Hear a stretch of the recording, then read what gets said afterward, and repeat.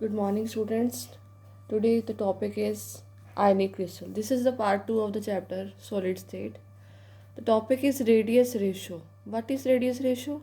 Radius ratio is the radius of cation divided by radius of anion. An ionic crystal contains a large number of cation and anion. Generally, cations are smaller than that of anion. Cations are smaller than anion because cation loses formed after losing the electron and anion formed after gaining the electron. So cations are smaller than that of anion. Radius ratio is equal to radius of cation and radius of anion. This topic comes in the form of numericals. This table you have to learn. Radius ratio if comes in this category, then coordination number is 3, 0.155 to 0.225. And coordination number is 3, then what will be the structure arrangement? That will be planar triangular. Example is boron oxide. Radius ratio comes under 0.255 to 0.414. Then coordination number 4, structure arrangement tetrahedral. Example is zinc sulfide or silica SiO2.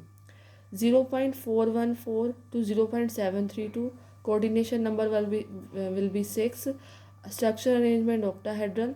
Example is NaCl.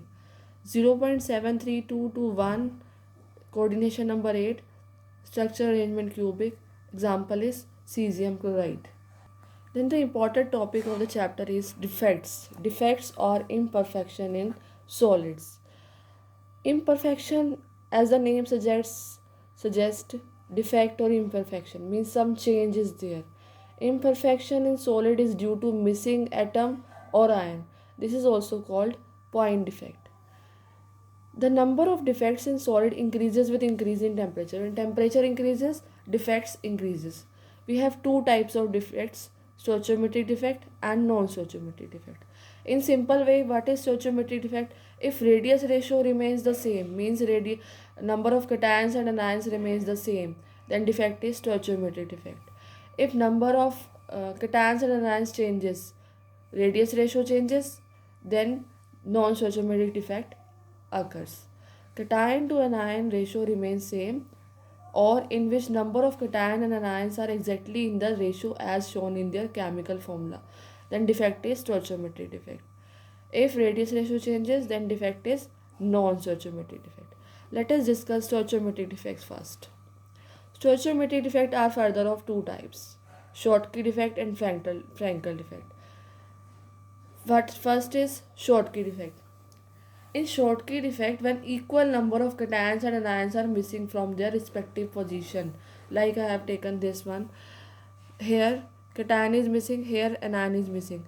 If point is equal number of cation and anions are missing, then the defect is Schottky defect.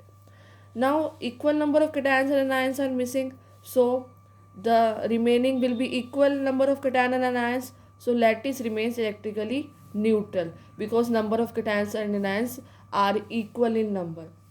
Density of solid decreases when cation and anions are missing, they are losing their position, then it means density decreases. This defect is observed in solids which is having high coordination number or ionic solids. Example NaCl or CSCl. Next is Frankel defect.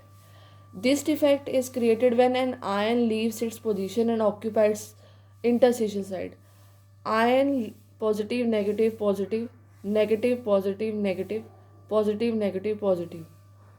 Here ion leaves the position and occupies interstitial site, means ion remains same within the crystal, where in the void where what is void is the empty space.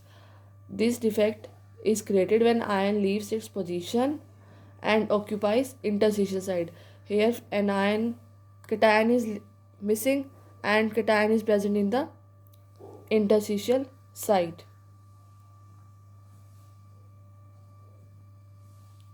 This defect appears in solid having low radius ratio, means having low coordination number. Because number of cations and anions are same, remains same, density remains same. Cation loses its position, so electrical conductivity increases. Example of this type of crystal: zinc sulfide, AgBr, AgI, AgCl. In the next lecture, we will discuss about non-stoichiometric defects.